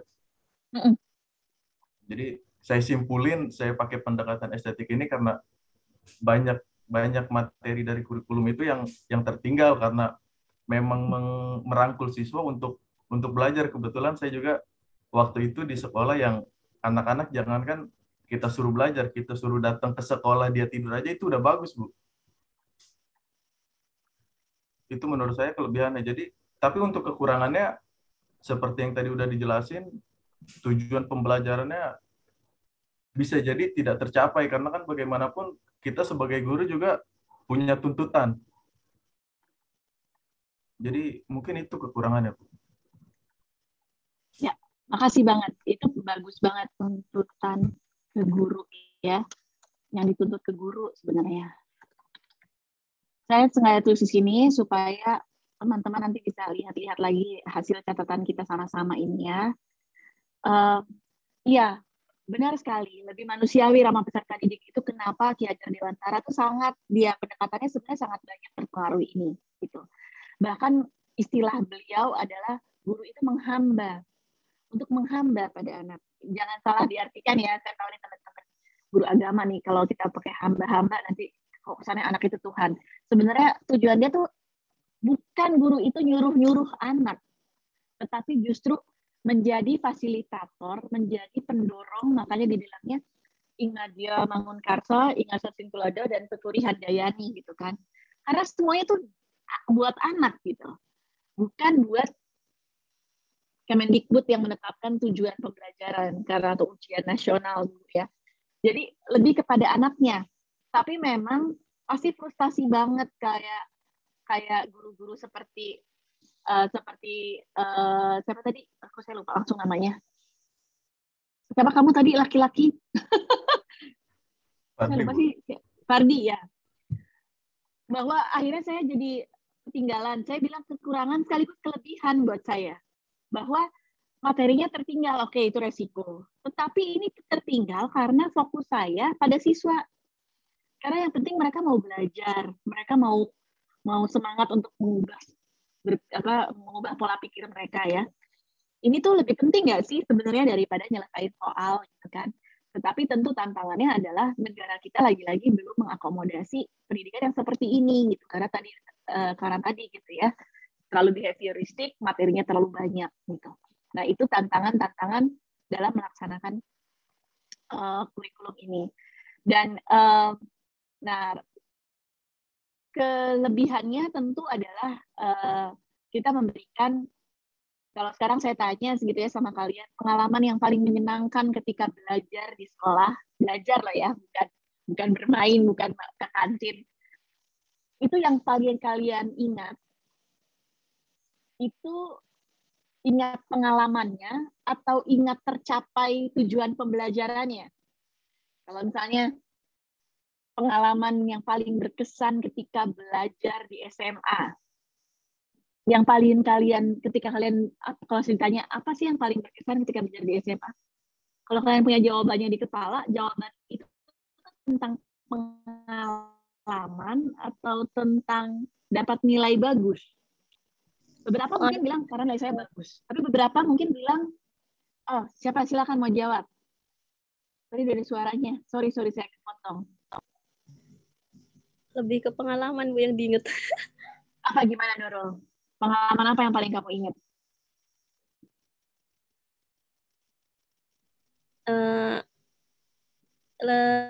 Lebih ke pendekatan ST apa itu tadi Bu? Iya apa ya? Nggak usah pikirin pendekatan dulu, tapi pengalaman belajar apa yang paling kamu ingat? Jatuhnya ke paling berkesan tuh, paling berkesan pengalamannya. Gurunya itu bisa kayak ngerangkul anaknya gitu loh Bu. Jadinya tuh bukan memberi materinya tuh bukan hanya nulis, tapi itu ada suatu kegiatan yang itu masuk di otak tapi asik kayak gitu Bu. Karena lewat pengalaman belajarnya gitu kan ya. Jadi jangan abaikan pengalaman belajar gitu kan sebenarnya, tetapi ya balik lagi bahwa kadang-kadang sama seperti isunya konstruktivis itu tidak punya cukup waktu untuk untuk melakukan banyak pengalaman yang menyenangkan. Kemudian kekurangannya juga adalah kalau saya waktu jadi guru diminta ngajar dengan cara pendekatan estetik, pasti saya deg-degan. Karena takut ya itu tidak tercapai tujuan pembelajaran, banyak tujuan-tujuan yang tidak tuntas. Nah, balik lagi, apakah ketuntasan itu menjadi hal yang paling penting, gitu kan ya? Nah, itu yang menjadi perdebatan dalam dunia persilatan pendidikan, gitu. Nah, ini 3 pendekatan. Waktu kita tinggal 1 menit sebenarnya, tetapi saya ada untuk yang ecological, jadi ada 2 pendekatan lainnya, nanti mungkin bisa video, ini juga nanti di videoin, nanti akan di-share juga videonya, jadi bisa dilihat-lihat ulang. File ini juga nanti akan diberikan gitu ya untuk kalian, jadi bisa dibaca-baca ulang. Kalau mau cari tahu lebih jauh itu silakan banget. Farid boleh ngobrol pakai Mendikbud. Untuk yang nomor 4 dan nomor 5 nanti akan dalam bentuk video. Nah, tadi saya bilang akan ada kuis untuk mengetahui pemahaman teman-teman semua tentang materi yang kita pelajari sampai dengan minggu depan nanti, yang sampai dengan nomor 5 nanti. Dari mulai awal waktu kita belajar tentang apa itu kurikulum, tidak akan hafalan, justru sebaliknya akan ada aktivitas pre-quiz untuk teman-teman semua. Ini tidak wajib hukumnya, balik lagi, saya tidak pakai pendekatan behavior dalam hal ini. Tulis maksimum ya, jadi jangan banyak-banyak, 3 soal pilihan ganda. Jadi teman-teman silakan bikin 3 soal pilihan ganda yang kamu mau usulkan untuk keluar di kuis nantinya. Gitu ya. Oh iya, tentu tolong kasih jawabannya juga ya, kuncinya gitu ya, kasih kunci jawabannya juga. Soal yang diharapkan adalah yang mendorong proses berpikir tingkat tinggi. Jadi bukan hafalan ya, itu tapi ada sisi analisisnya lah gitu. Jadi kalau kayak tadi, misalnya dari contoh berikut ini, mana menurut kamu yang menggunakan pendekatan behavior? Misalnya ya, itu kan nggak hafalan, tetapi analisis. Harus paham dulu apa itu behavior, baru bisa jawab soal itu. Kemudian relevan dengan topik, jadi jangan kemana-mana soalnya, jangan yang jauh-jauh banget dengan topik kita, dan konsep-konsep yang sudah kita bahas di kelas ini. Jadi jangan tahu-tahu keluar istilah baru lain lagi, itu apa yang nggak pernah dibahas. Dan kemudian memenuhi kaidah soal yang baik. Nah, kaidah soal yang baik ini kayak gimana? Ya kalau bikin pilihan ganda, Mbok ya pilihannya jangan ngaco-ngaco banget gitu ya. Jadi kan kayak misalnya yang mana yang bukan pendekatan pengembangan kurikulum? A, behavior, B, estetik, C, ecological, D, gado-gado. Ya kan jelas pasti D jawabannya. Jangan begitulah ya. Jawaban benar. Atau jangan semua jawaban benar. Jadi bikin soalnya agak menantang gitu. Ya, menantang. Gotong royong itu tidak berarti kemudian kita bikin yang gampang-gampang aja yuk. Karena belum tentu dipakai. Kalau nggak ada yang bagus ya akhirnya nanti kami tim dosen akan bikin sendiri soalnya. Gitu. Jadi tolong bikin yang baik, latihan nih belajar bikin soal. Jadi disarankan berupa kasus-kasus kayak tadi ya, kasus-kasus yang menarik gitu. Misalnya minat anaknya tuh sebenarnya menggambar dan apa. Jadi bikin boleh hipotetikal gitu ya, imajinasi ataupun dari kasus nyata dan bermakna gitu ya. Jadi jangan nggak ada hubungannya gitu kamu cerita soal selebriti yang baru menikah apa terus nggak apa gitu, nyambungnya tuh nggak bermakna. Kemudian untuk setiap satu soal yang terpilih kamu mendapatkan nilai ekstra 1 poin untuk nilai akhir mata kuliah ini. Jadi akan ada imbalannya lah kalau dia terpilih gitu soalnya, karena kamu membantu kerja kita sebagai dosen untuk bikin soal. Nah, tenggat waktu soalnya kalau mau ikutan kontribusi adalah tanggal 16 Oktober, karena nanti kuisnya tanggal 19 Oktober. 2 minggu lagi ya, bukan minggu depan. Jadi, minggu depan kita tidak ada kelas sinkronus seperti ini, yang ada adalah video dan kalian boleh ngerancang-rancang soal. Ada pertanyaan sampai sini? Bu, ya, mau bertanya. Mangga, nanti tulis minimal 3 soalnya dikirim kemana, Bu? Nah, Bu Nur bagaimana nih kalau udah teknis-teknis ini nanti kirim soalnya kemana Bu Nur? Kalau bisa dalam format yang docs ya, dokumen gitu, mau Google Docs atau mau Microsoft Word, supaya bisa kita edit gitu, mudah diedit. Kemana Bu Nur baiknya ya? Di kampus di Google Class saja, Bu. Soalnya kalau di e-kampus nggak bisa diedit. Oke. Di Google Class saja. Oke, saya masukin ya di sini via Google Class ya. Gitu ya. Ada lagi? Bu, ini di record ya, Bu ya? Di record. Kenapa? Kalau mau dilihat di mana, Bu? Recordnya? Dibagi linknya nanti. Nanti dikasih linknya sama Bu Nur, sama Bu Nana. Iya, kalau baik, Bu. Siap. Nanti ini juga dalam bentuk PDF akan dibagi ya, paparan saya tadi. Oke, kalau tidak ada, mungkin kita selesaikan dulu sesi minggu ini. Semoga ada gunanya ya, paling tidak ada satu hal aja yang dipelajari mudah-mudahan. Dan sempat refleksi tadi. Biasanya saya akan bertanya, adakah satu hal baru yang kamu pelajari hari ini? Mudah-mudahan ada. Palingnya kalau satu aja itu bermanfaat lah buat saya. Nggak sia-sia hadir di sini. Teman-teman semua juga nggak sia-sia gitu sama kuotanya, kasihan. Mungkin itu saja ya Bu Nur ya. Ada lagi yang mau diumumkan Bu Nur? Cukup aja ya, karena waktunya sudah mendekati maghrib juga. Terima kasih banyak sekali lagi sudah meluangkan waktu di hari yang tidak sesuai dengan jadwal ini. Saya senang sekali teman-teman semuanya rela fleksibel untuk mengikuti jadwal kami yang sudah nggak cocok ini. Terima kasih banyak. Assalamualaikum warahmatullahi wabarakatuh. Waalaikumsalam warahmatullahi wabarakatuh. Saya akhiri ya.